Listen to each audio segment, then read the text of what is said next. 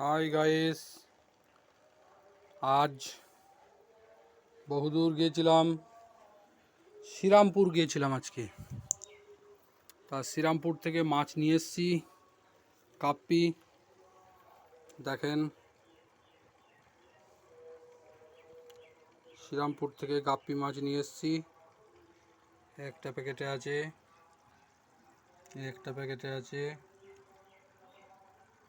একটা প্যাকেটে আছে, একটাই আছে।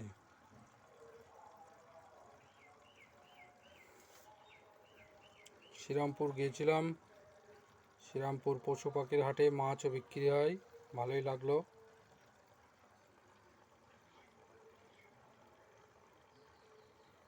আপনাদের কেমন লাগলো কমেন্ট করবেন, আর একটু প্লিজ সাবস্ক্রাইব